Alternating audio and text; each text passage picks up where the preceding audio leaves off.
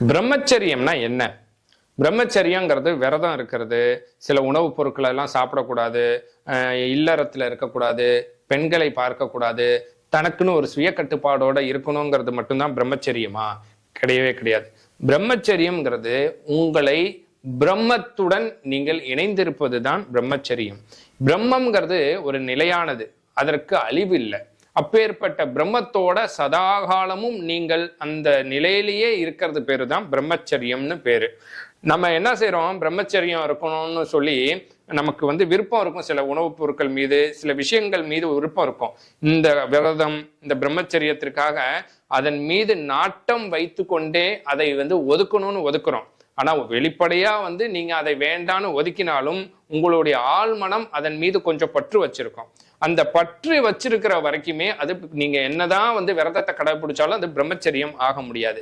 என்னதான் இந்த உணவுப் பொருட்கள் எல்லாம் நான் சாப்பிடக்கூடாதுன்னு நீங்கள் மனதளவுல உங்களுக்கு சொல்லிக்கிட்டாலுமே நீங்கள் உண்மையாகவே உங்களை கேள்வி கேட்டு பார்த்தீங்கன்னா உங்களால நீங்கள் சில விஷயங்கள் மீது ஆசை வைத்திருப்பீர்கள். அந்த காரணத்திற்காக அதை தள்ளி வச்சிருப்பீங்களே தவிர அதன் மீது இருக்கக்கூடிய ஆசைகளை நீங்கள் மறந்திருக்க மாட்டீங்க. நான் ஒரு சில பேரை சொல்றேன். அப்ப பிரம்மத்தோடு மனம் லகித்து யார் ஒருவர் சதாகாலமும் பிரம்மத்தோடையே இணைஞ்சிருக்கிறதோ அதுதான் உண்மையான பிரம்மச்சரியம். அப்பேற்பட்ட பிரம்மச்சரியத்துல இருக்கும்போது நீங்கள் எதை தொடுகிறீர்களோ அது புனிதமாகும். ஒரு அசுத்தமான பொருள் கூட உங்க கைப்பட்டா அது புனித நிலை அடையும்.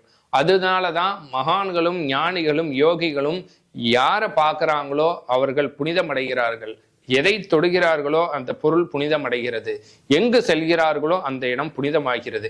ஏன்னா அவங்க பிரம்மத்தோடு இணைந்து இருக்கும் போது அவர்களே பிரம்மமாகிறார்கள். அழிவற்ற நிலை அப்படிங்கக்கூடிய அகம் பிரம்மாஸ்மிங்கக்கூடிய தன்னை யாரென்று உணர்ந்த நிலையில் பிரம்மமாகவே மாறுகிறார்கள். அவர்கள்தான் பிரம்மச்சாரிகள். அப்பேற்பட்ட பிரம்ம நிலை வரணும்னா நீங்கள் பிரம்மத்தோடு இணைந்த நிலையில இருக்கணும். அதற்கான யோக நிலை, யோக பயிற்சிகள் செய்யணும். மனதை கடந்த நிலைக்கு வரணும். இயல்பான வாழ்க்கையில இருந்துகிட்டே எவ்வளவோ பிரம்மச்சரியத்துல இருக்காங்க. பிரம்மச்சரியம்னா எதன் மீதும் ஆசை வைக்காது, எதன் மீதும் எந்த தேவைகளையும் தனக்குன்னு வச்சுக்காம எவ்வளவோ பேர் இருக்காங்க. அது எல்லாமே பிரம்மச்சரியம் தான். அதை விட்டுட்டு இந்த விரத முறைகள் மட்டுமே பிரம்மச்சரியம் ஆகாது.